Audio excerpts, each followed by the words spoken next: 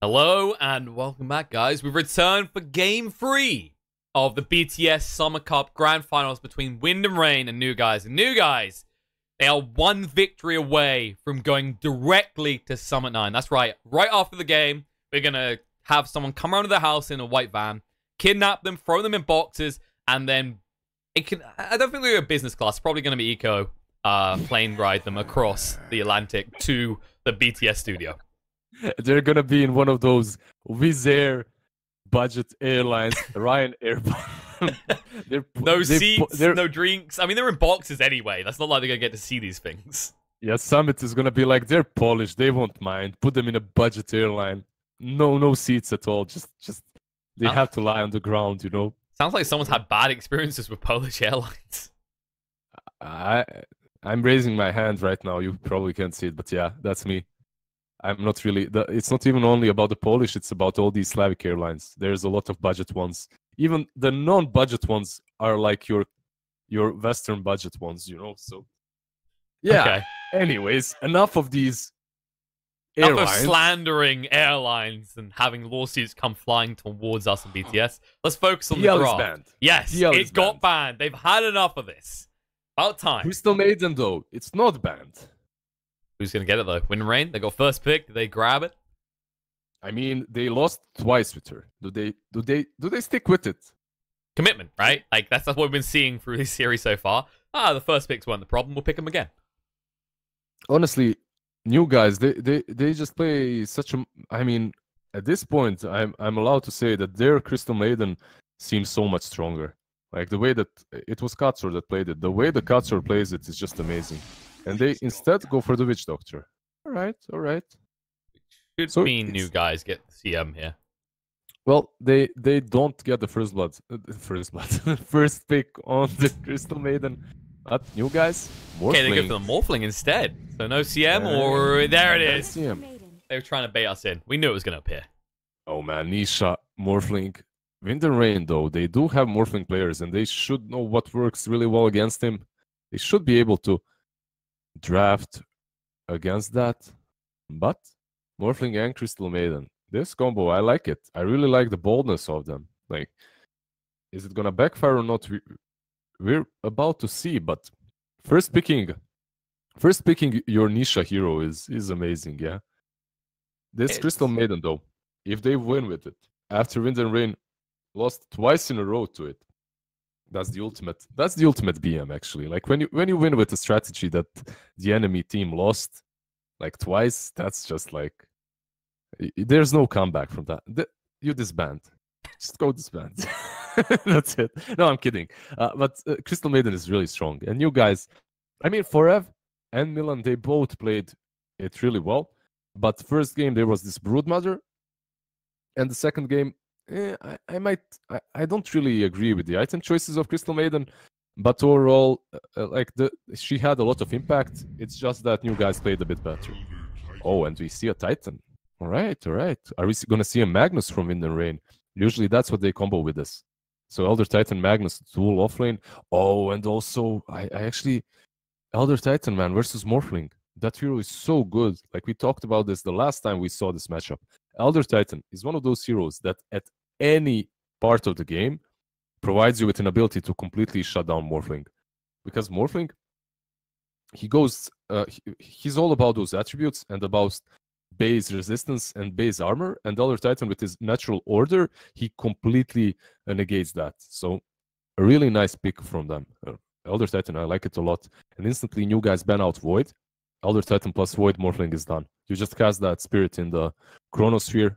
If the Chronosphere caught Morphling, and you can just kill him with 2-3 items at any point in the game. So far, Wind and Rain already responding to this Morphling, and I'm kind of thinking maybe they could have waited for the second phase. I was about to say, maybe the Peru sneaks in, but there's the ban. Second phase, they're not even going to risk it this time. You never know. A long time has passed, actually, after that second game that lasted for 80 minutes. Wait, that was one game? That was only one game. Yeah. I mean, there was that Brood game as well, but... Yeah, that kind of evened up a little bit. That was a little bit quick. But yeah, that Brood game, 20-minute game, like, irrelevant. But this second one, man, we had We had some good dotes there. Third game, though. Are we gonna see a quick sweep from the new guys, or are Wind and Rain gonna take us and hold on to this best of 5 series throughout the night? I mean, it depends. How badly do they want you to go and do your workouts? That's the question. This is the thing. There's this one gym. It works the whole night, but it's kind of creepy. And I'm already late for my normal gym. Almost late. It's gonna close down soon. So never mind. Just play. Go full best of 5 as much as I care. My pecs are gonna suffer. Feels bad, man. Anyway, what do new guys pick here? Probably some position 5. The Witch Doctor is usually what they went for. They could get something else instead. Warlock, is it banned? It's banned. So there's no sustain in the pool any longer. Usually, if there's a Warlock, you pick that. But okay, they prove you wrong. There's a less picked sustain, which is the Dazzle. I was thinking maybe Wyvern as well, but it's always a double-ended sword because you're going to hold your person in place with the Cold Embrace anyway. Yeah, and it kind of allows Elder Titan to set up. But overall, Dazzle, yeah, interesting. We don't see him way too often, actually. I'm surprised to see this hero. He hasn't been changed recently. Yeah, he did. Like, the Poison Touch got rescaled a bit, but his Shadow Wave and Shallow Grave have been the same for quite a while now. So, the hero that we don't see a lot, and we have a Nature's Prophet. All right. New guys, how do you respond to this? They have... Actually, Exotic Deer, I think, plays a mean Nature's Prophet as well. So, they kind of have it in their blood. They should know how to respond properly. They should have an... Well, I mean, Nature's Prophet for a long time was first ban material anyway. It's always been that hero that bounces back and forth between the two. Yeah, it's good against new guys, though, because they're all ranged, and Morphling wants to be full agi, but with the trees hitting on him, he can't.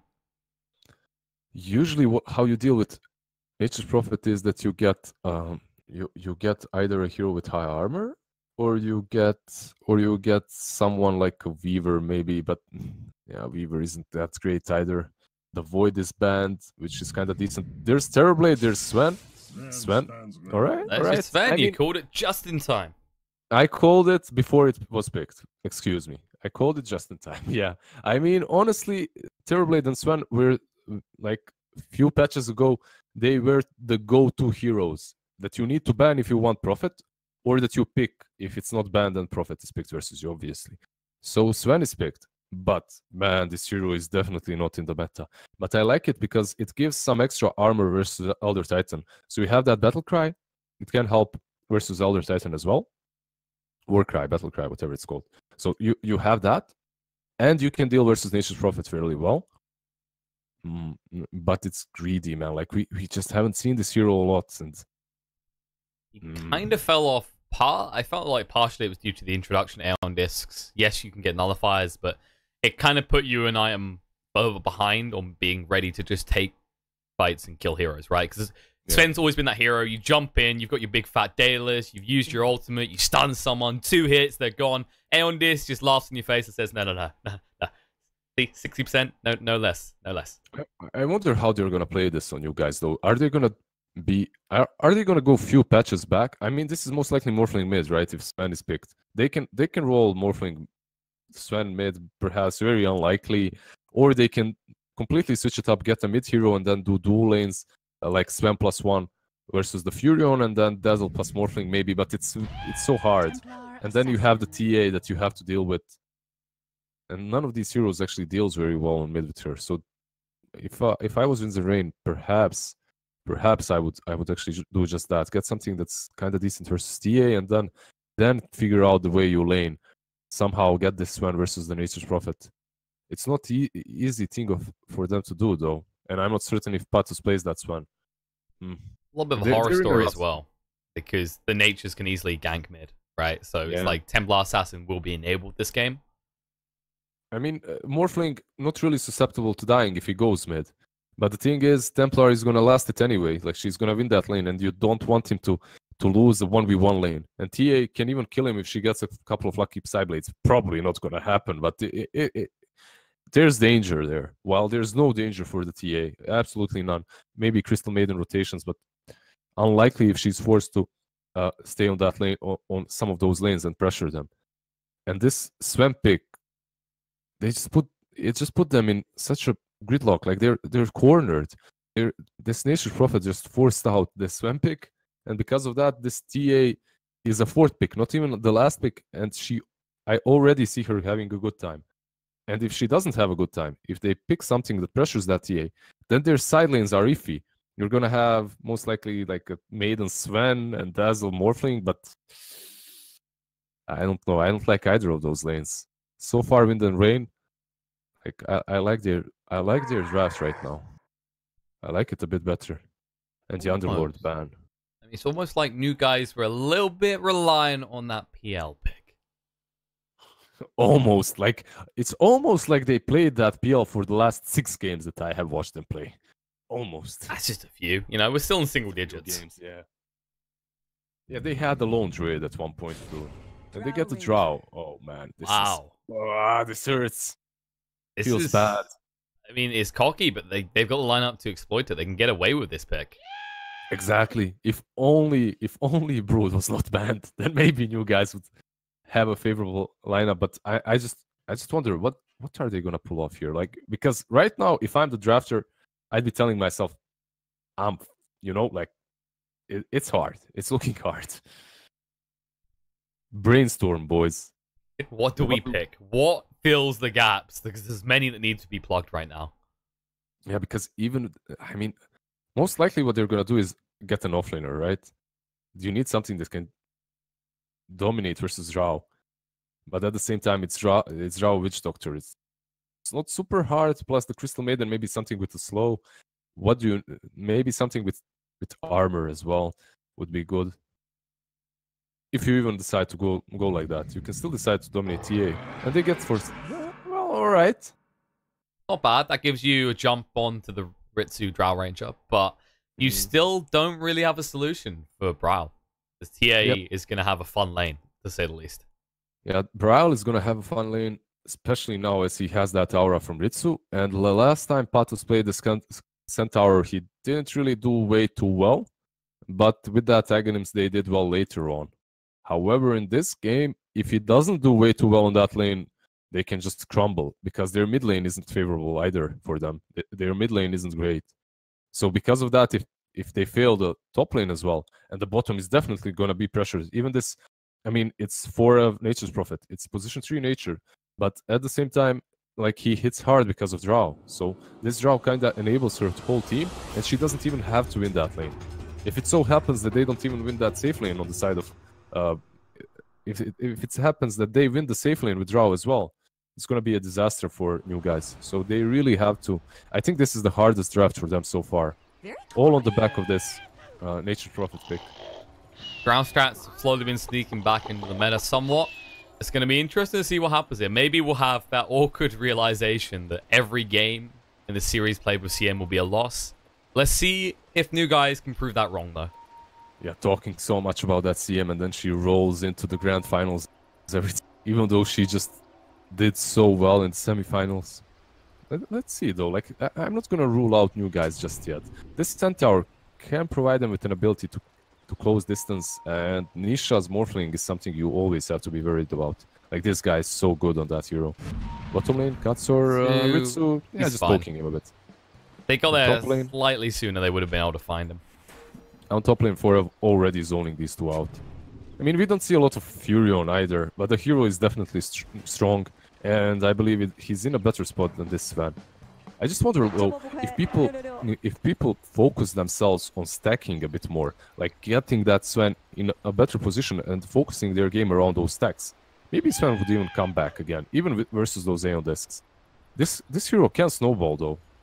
It's possible. That's kind of the interesting part about this lane as well, is because Milim will want to stack up to get the extra damage with the Astral, but you could just be helping recovery for Exotic Deer if he starts to fall behind. Yeah, if he finds those stacks, definitely.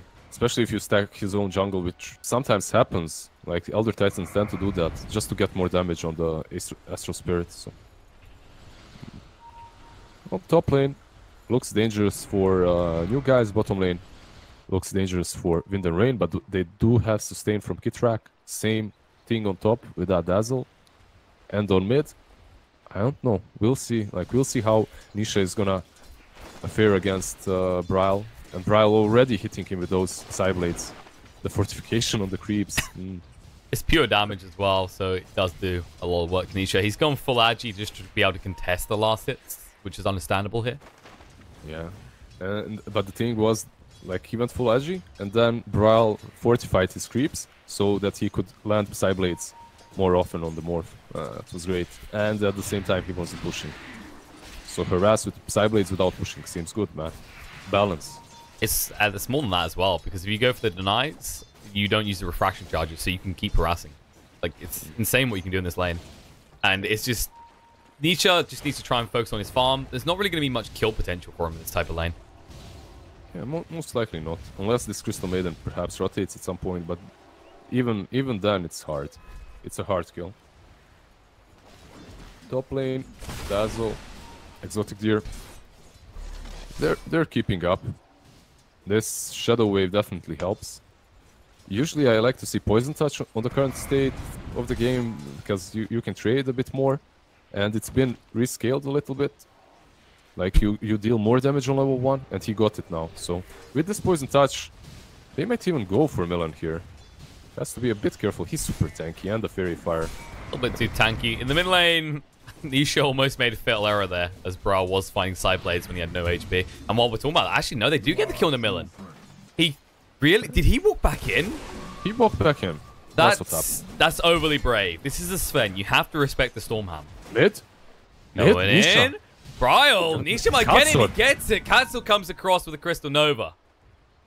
Instantly TA pings him out. It's like, in with Rune, Baby Rage. How did he get that? Apparently, he walked to the river at the 2-minute mark. Apparently, at the 2-minute mark. Yeah, you can find runes. There are these magical things called runes that give you certain abilities. But still, Nisha, man, blocks him out there.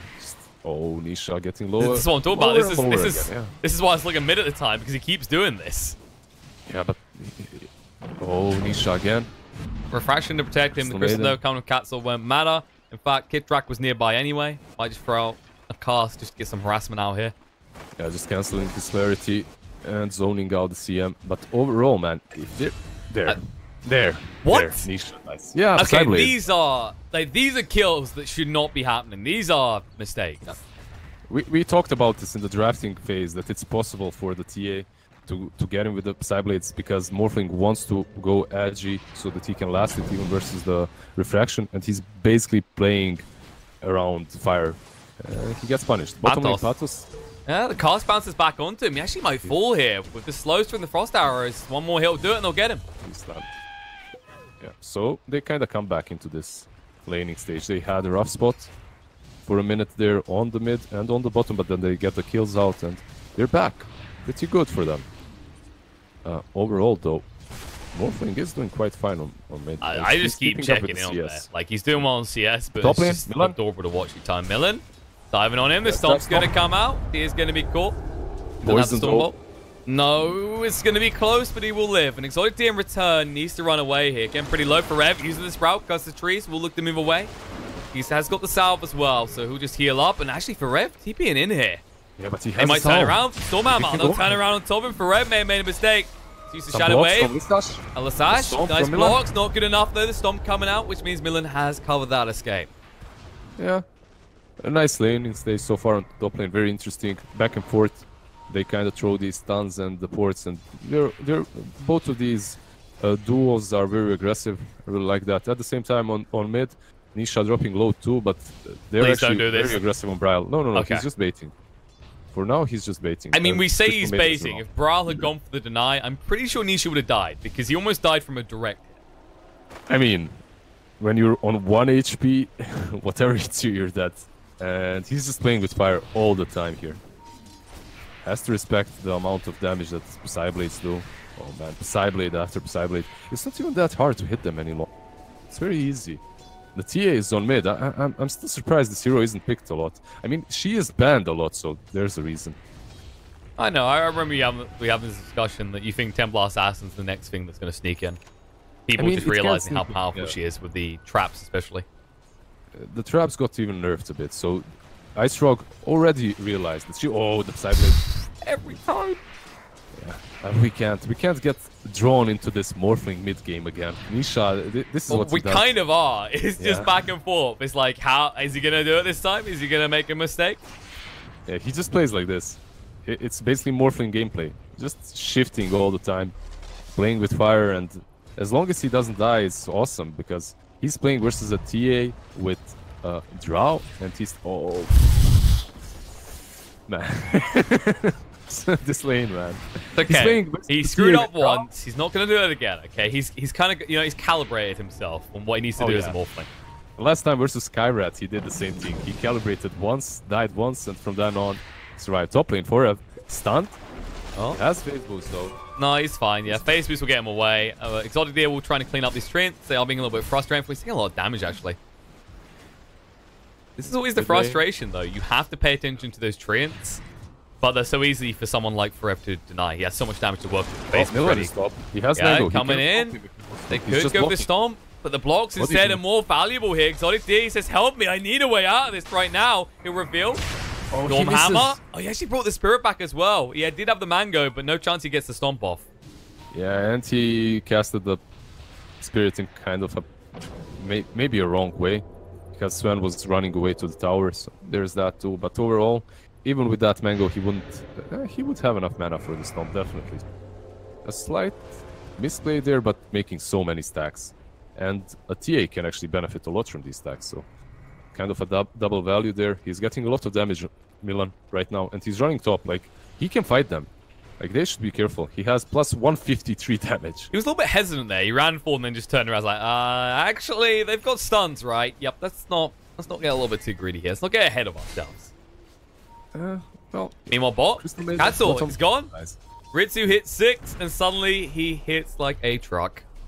And not only him. Braille hits harder. Nature's Prophet hits harder. Braille with the casual plus 121 damage. Seems good, man. That's just a little bit then. 7 minutes in. Solid here going for the Storm Hammer coming out. Fred may have made a mistake. The Storm is going to be quick enough. No, it won't. They get the final hit. And now Gatsel is here, but he wants Milan as well. He's got the Frostbite available. Move Ryan Tormund. The body block's coming. Alisash says, you're not the only one who can play this game. But I don't need an Invis rune. They're going to go in. They want this. They got the Storm Hammer. They won't be able to find it. Nope, the treants are there, man. And while that's happening, Centaur actually gets Dover as tier 2. Gets pulled down. Suddenly, Witch Doctors are a huge threat to horses. Who would have thought it? We talked about mids, we talked about top, we haven't really talked about bottom at all, and Patos is gonna maybe we're talking about it. It'll be fine. Ritsu does a lot of damage, but of course can't afford to tank tower. That creep wave going a little bit too deep for him. The way new guys play, they sometimes completely just sack Patos. Like, they just sack him. He just feeds and they let him feed, and that's it. He gets his levels, especially when he's playing these heroes that are only about their ultimate. I mean, Centaur can do so much if he's had a good game, but right here he hasn't. He's only level 4, well, almost 5, but still, he's very underfarmed.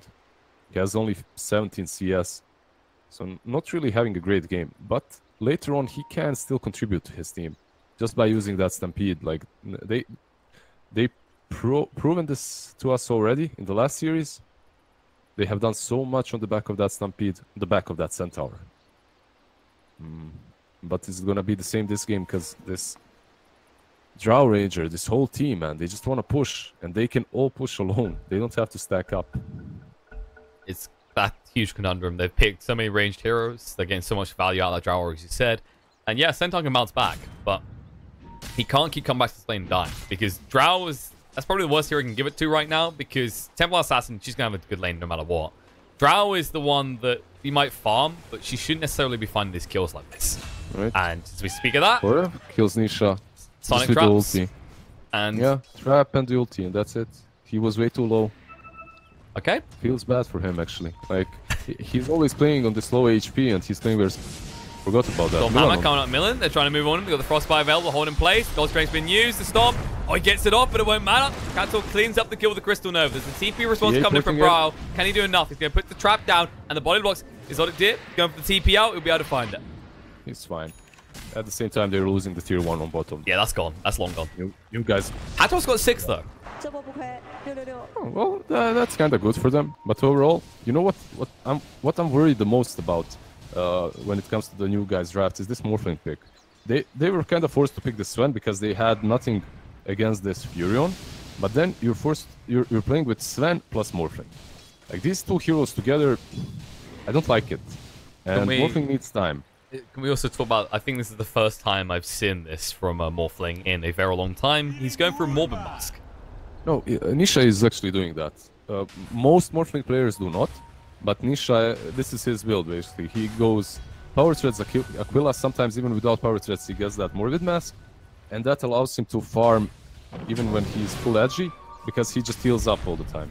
And he can just morph whenever. Top lane, smoke. Nah, nothing's gonna happen. They brought Ritsu up here. He wants to fight. Exotic Deer, relentless to do so. He'll just move away. Needs to get himself some more gold first of all. So who does the comeback in this team? Like, Morphling is the guy that you expect to... Oh, well, Patus is going mid, but do they have the damage, just the two of them? I doubt they do. There's rune on him. They can get pretty close without being seen. You know, Katzel, look at this. Oh, they see him. Sprout comes out. Katzel's surrounded, going to put the Crystal Nova down, but he's already gone. They read that perfectly. The ping came out, and they just broke that tree line. Right, so they get the Crystal Maiden at the same time. Patus on mid, setting up. Going in. How do you get through the refraction? Jumping in, Stampede comes out, but there you go. Just goes invis with the melt. And now the TP response. Sprout coming in. Patos going to cut the tree, trying to move away. The Malik's going to hit along the cast. It's bouncing back towards him. And now bouncing back in return because Nisha did turn into the Witch Doctor. Sleep's good. Hits on the free. Zendar's just going to go pop. And they're going to find two more. Elisash gets the Shallow Grave out in time. But Katzal won't be so lucky. Kid Track is going to proc out. Nope. The raindrop keeps him alive despite the Maledict doing heavy damage.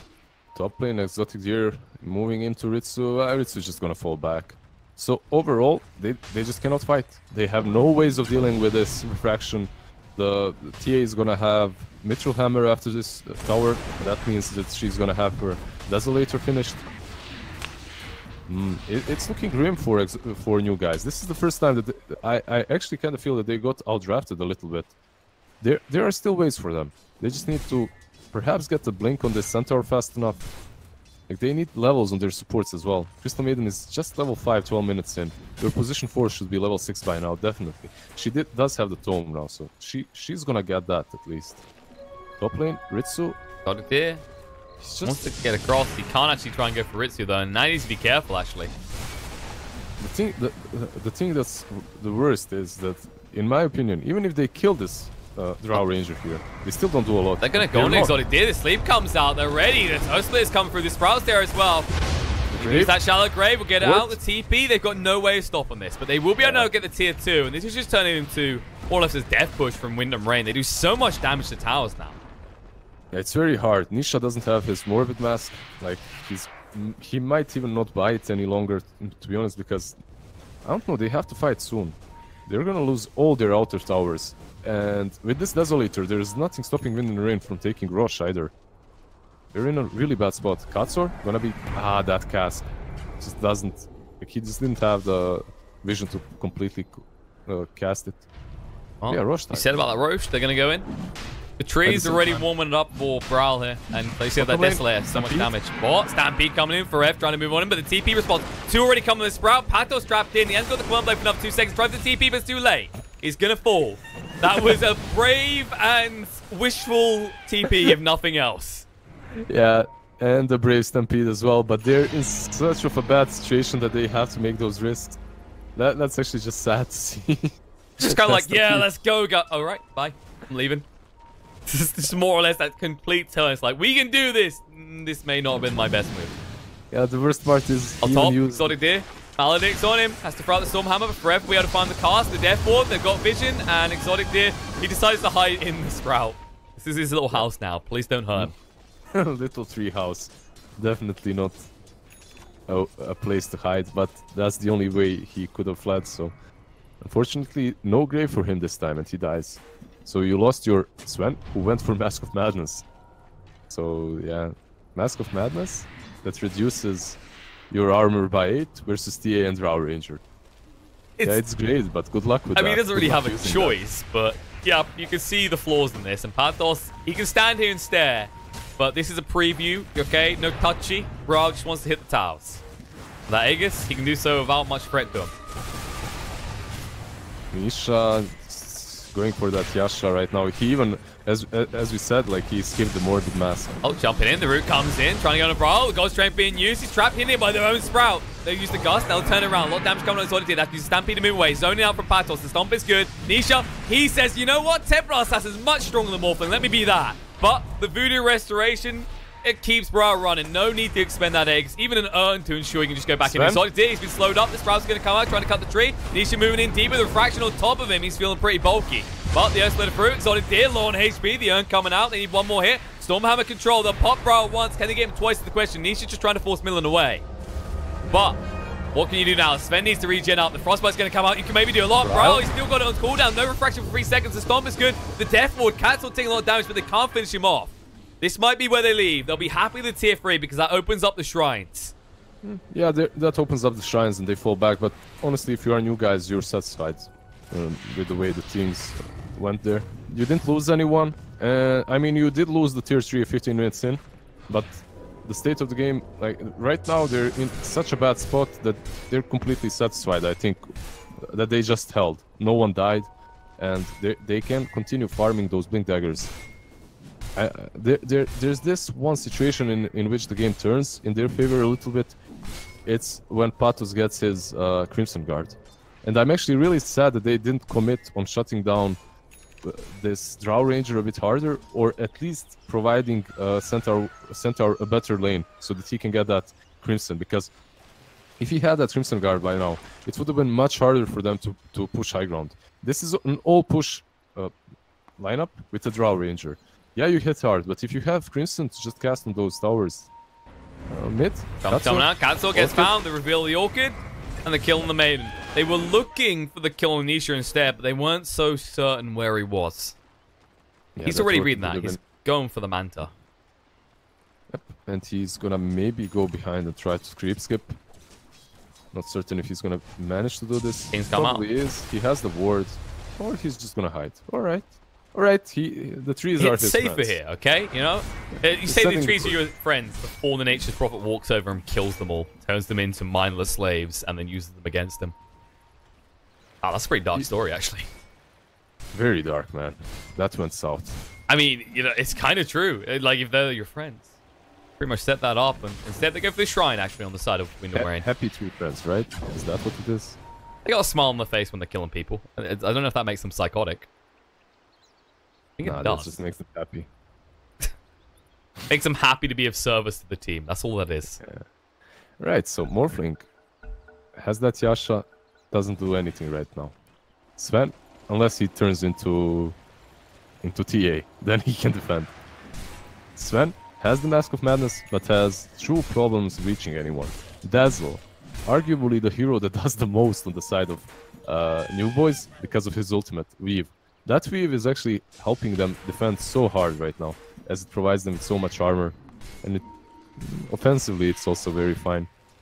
They see Katsu out of the base. Rev come around, the Stance comes out, Stampede's been used, but the cast bounces on him, and the Death Ward as well. Nice save with the Shallow Grave. The Maledict's hit him, and that means he's going to die regardless. He used the Freezer Field trying to do some damage, but it won't be enough now for Rev. Trying to zone this out. Patos coming across, got the Stomp available. No! Rev dodges out, trying to move away. The Stormhammer's got the Earth Splitter. In the meantime, Miller moving in to sleep. He'll hit on the free. They can't save for Rev, but they might be able to set someone up. Nisha doing a lot of damage to Millen. He's looking to drop him here. In returning, Solitaire will be Melfa and Brawl. He's not done yet. He wants Patos as well. Suddenly, they were ready to take a set of racks. The buyback comes out on Sven, but there's a TP coming in from the Nature's Prophet who bought back as well. Buyback committed from the Centaur. The Silence on Exotic D. Can't really fight. And actually, no, the Silence going out to Nisha. He's full Agi. You never go full Agi, and this is why. They're going to take your racks. They don't really need to leave yet. The buyback coming on Morphin. They might want it now. Brow. Surrounded, trapped in the trees. That wasn't what they were trying to do with this route there, but Brow, he's going to fall. And now Patos, can they get him in the trees? No, they can't. They'll keep him alive. Chasing for more, though. Frostbite on for Rev. They're going to get him as well. Nisha, he pings. He's not done yet. He wants Kitrak as well. Don't make it a double kill. He wants a triple. And Kitrak. Right, Kitrak has no port. Nope, no port. They see him. No chance. Nisha's looking for more, but he'll just turn around and he'll accept the support instead. Triple kill for Nisha. I mean, honestly, this is great for new guys. The way that's... Oh, wait. Lisa... Traps. What? Always traps. And now Drow goes back in. He finds Exotic Deer. All right, this is not so great for new guys any longer. You know what it is? They arrive at the house, okay? There's no signs of any violence. They say, gang, let's split up and look for clues. And this isn't actually Scooby-Doo. This is a horror movie where half of the teenagers die. Top lane, though. Nisha. Yeah, but look, Star's coming out. He has to morph to strength. That'll just end it there. Ritsu isn't actually that threatened with that Pipe of Insight. I mean, Furion is up in a few seconds, so... Oh, yeah, Pathos is going for the TBM. No! That is just soul-crushing. Centaur, your tankiest hero in this game. He's halfway through a TP when they jump on you, and he still disappears. Yeah, he's not that tanky. Let's be honest, he has that Vanguard, but he's only level 11. But he's your tankiest hero. Yeah, he definitely is. Maybe Sven with the Warcry? I mean, yeah, but if Centaur's nearby, he's even tankier. Yeah, that's true, that's true. Oh, they hit the Frostbite. That's a very short blink. They might go in. The Stormhammer coming through. The Ghost Straight Fuse. The Freeze Field. The 4-star save. Kid Track got him covered. The cast, the Malady. They might actually get him. Sprout come through the sleep. The cast bouncing back. Nisha needs to move across. Gonna be able to stay alive. But Exotic Deer saved by the use of the Shallow Grave in the meantime. But you might want to leave. The Malady is about to proc him out, actually. Hangs around a little bit too long. And that... It's just gonna go high ground, though. They might just go... They're lucky to not lose Nisha there as well. He got so low. You can already see from when he switched back to Witch Doctor. The Stomp's going to connect on the Cancel. Moving in, Bra. 1, 2 more hits needed, but the root will actually connect. And Patos, no! He cuts the wrong tree! This Sprout will get him, and suddenly they just need creeps to hit this out now. This is not going anywhere good for the side of new guys, as Lizard can't contain themselves. just casually cuts the wrong tree, man. Yeah, you don't see that often. It's just interesting. Okay. Peculiar play by Young Patos. It's going to be another lane. They don't have any way of stopping this right now. Dom not connecting. Frostbite on the Brawl. Yeah, she's going to just walk away here. He says, guys, do we need to rush? Maybe we just wait for the next Roche and then we look to seal the deal. Because they are almost 20,000 gold ahead of the side of new guys now. I don't think they're in a rush. Just go back, take the shrines, take the next stages, which should be... Like, Roche should respawn very soon. And after that, you maybe kill Patos a few more times and then you take the high ground.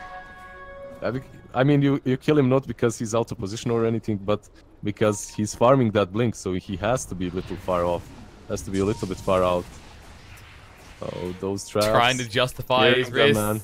Yeah, they need to get rid of those traps. I mean, let's face it. Elisas didn't have a good time the last time he ran into one. He died. They're going again. Justifying the way. Oh no, silence out. Exotic Deer going to be hit by the sleep. Can they follow us up though? They'll split it through. Don't toad to this Prometheus school and run away from things. Move to the side. It'll be fine. He ate the right tree though. Stormhammer. Okay, that's the important part. He got one of the right trees this time. It's a little bit easier that time because there's nothing really blocking the way. But look at this. Ritsu just stands there. He's like, guys, you want to stop this? You're going to come to me. Yeah, I think you go for... Oh, the smoke up. Seems good. They go to Roche, but the thing is, new guys come and respond, they'll just instantly get them. They're waiting. They're like, okay.